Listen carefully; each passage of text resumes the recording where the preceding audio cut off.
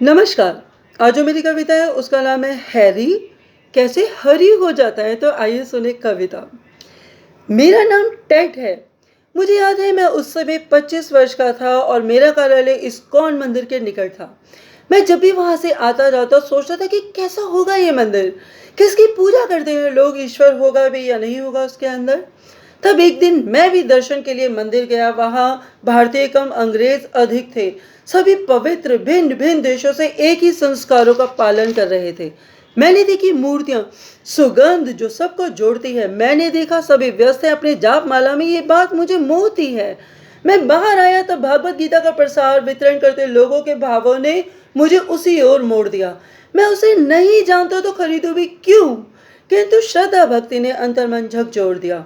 वापस आकर मैंने अपने पिताजी से के समक्ष किया और पूछा कि क्या आप ईश्वर को मानते हैं। बेटा, ईश्वर ने हमसे तुम्हारी माँ को ले लिया है, पर फिर भी हाँ, मैं ईश्वर को मानता हूँ। तो क्या आप इस्कॉन को जानते हैं? इस्कॉन नहीं। अंतर्राष्ट्रीय कृष्णा भावना अमृत संघ, वो मंदिर नहीं, मैं नहीं मानता। पर आप जानते हैं मंदिर के बारे में? नहीं, मैं नहीं जानता। मैं अपने धर्म पर विश्वास करता हूँ। टैट, अच्छा होगा कि तुम भी यही करो। ऐसा लगा जैसे वो कुछ छुपा रहे हैं। मैंने कभी नहीं पूछा क्या था वो। तब मैं फिर से एक बार इस्कॉन गया। मैं और अधिक जानना चाहता था। मैंने धार्मिक पुस्तकें मोल ली किंतु पढ़ी नहीं। मैंने देखी एक संत की मूर्ति, संभव है मैं पहचानता था, AC भक्ति वेदांत। ओह, ये पुस्तक मेरे घर के पुस्तकालय में है।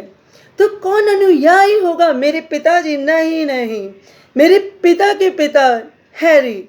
अरे वाह, रोचक है ये। मेरे दादाजी हैरी से हरी कैसे हो जाते हैं। मैं उनके समीप गया।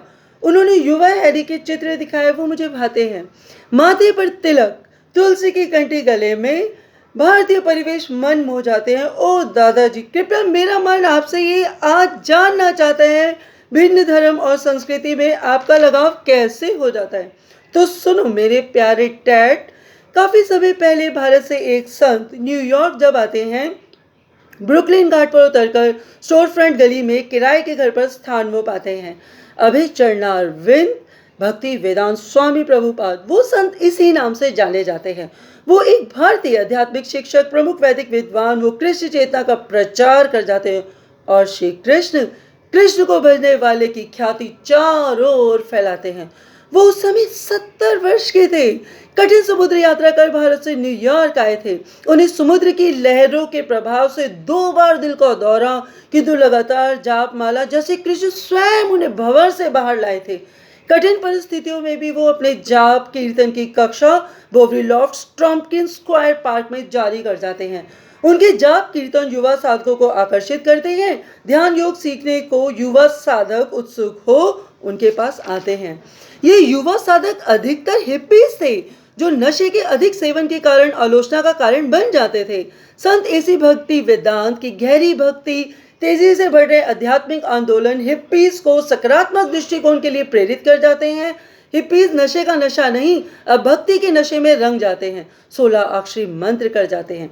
वो संत एशिया के विपुल लेखक थे। उन्होंने शिष्यों के विशाल अनुयायी पूरे विश्व में प्राप्त किए। 1972 में उन्होंने डेलास टेक्सास में न केवल गुरुकुल नया वृंदावन पश्चिम वर्जीनिया में स्थापित किए। वो कृष्ण चेतना के लिए अंतर्राष्ट्रीय समाज इस्कॉन के संस्थापक कहाए। उन्होंने 100 राधा कृष्ण मंदिर प्रमुख शहरों में America, Africa, Bharat, Asia, Australia, Europe में स्थापित किए। और मेरे प्यारे टैड, वो महान संत 70 वर्ष के थे जब वो कृष्ण भावना अमृत की चेतना विश्व में फैलाते हैं। अरे वाह दादाजी, मैं भी इस्कॉन से जुड़ूंगा, ये सुविचार मेरे भी मन में आते हैं। दादाजी, ये आपका पोता टैड भगवान कृष्ण के जन्म स्थल वृंदावन भारत जाना चाहता है। तब कुछ समय पश्चात टैड भारत आ जाता है।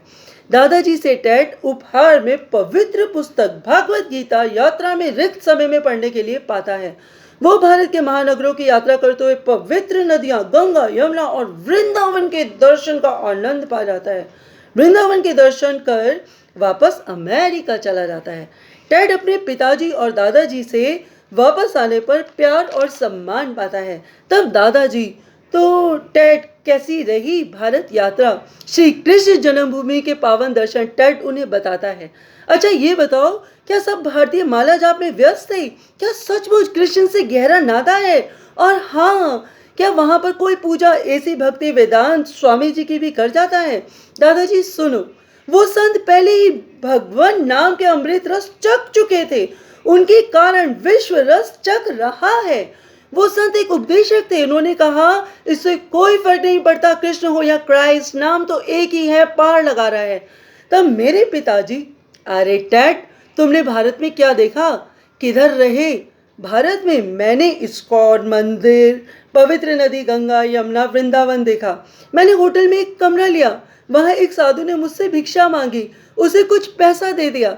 तब पिताजी, अरे ये मंदिर, ये साधु संत, सबको भिक्षा चाहिए, ये ही देखो बेटा, पैसा ही सब कुछ है, पैसे के बिना कुछ भी संभव नहीं। पिताजी पैसा सब कुछ नहीं है, और भिक्षा के लिए तो बाइबल में भी लिखित है कि भिक्षा देना निस्वार्थ धर्मार्थ कार्य है। तो क्या आप पैसों से अपने अनुयायी या शिष्य खरीद सकते हैं, या पैसों से आप अपने लिए मान सम्मान आदर खरीद सकते हैं? पिताजी, आपकी सोच भौतिकवादी है। भौतिकवादी बुद्धि ही भौतिक जगत के बारे में सोचती है, और आध्यात्मिक बुद्धि आध्यात्मिक जगत के बारे में सोचती है। तो बेटा, तुम ये कहना चाहते हो कि जो पैसा मैंने आज तक जोड़ा है वो बर्बादी है? पिताजी, शरीर ही धन है और समय बहुमूल्य है। मनुष्य की इच्छा समाप्त नहीं होती, जीवन समाप्त हो जाता है। यदि चेतना देह से बाहर आ जाए तो पैसा धरा की धरा रह जाता है, और यदि चेतना बाहर आ जाती है तो देह मृत कहलाती है, हर रिश्ते नातों से स्वतंत्र हो जाती है। जीवित देह ही धन है। जब तक चेतना का देह में वास है, केवल तब तक देह में श्वास है। अच्छा, तो टेड, चेतना क्या है? पिताजी, चेतना देह को जीवंत रखने की क्षमता प्रदान करती है। मानव देह में चेतना की दो रूप है, सूक्ष्म देह और स्थूल देह। ये ही भगवत गीता बताती है। सूक्ष्म देह बुद्धि है जो मृत्यु के पश्चात साथ जाती है। स्थूल देह तन है जो नाशवान है। चेतना की देह त्यागने पर देह की शक्ति समाप्त हो जाती है। पिताजी सुनो, ये तन, ये धन, ये यंत्र, संपत्ति, ये भौतिक है, साथ नहीं जाएंगे। ये सभी इसी भौतिक जगत में रह जाएंगे।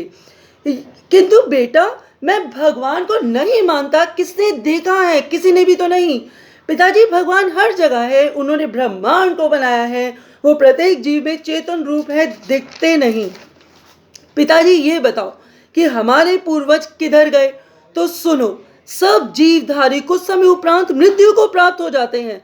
सभी जीवधारी आत्माएं भगवान से उत्पन्न हो कुछ समय पश्चात भगवान में जा समाते हैं। किंतु बेटा, पिताजी, आप भगवान पर विश्वास नहीं करते, पर यह भगवान की ही शक्ति है जो आप में आत्म रूप है, जो आप मुझसे बात कर पाते हैं।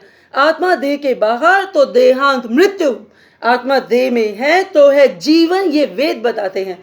हे प्रभु, मेरे प्यारे पोते टैड, तुम्हें ये अपार ज्ञान कहाँ से मिला? मेरे बच्चे, मुझे आश्चर्य है। दादाजी, जो धार्मिक किताब भागवत गीता आपने मुझे भारत यात्रा के दौरान दी थी, ज्ञान उसी से लिया। मैंने 2 बार पढ़ा है, बार बार पढ़ा है, बार बार पढ़ा है।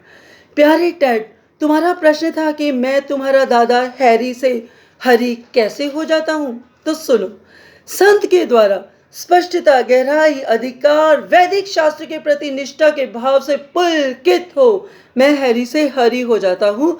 मैं हैरी से हरी हो जाता हूँ। बहुत बहुत धन्यवाद, बहुत बहुत धन्यवाद।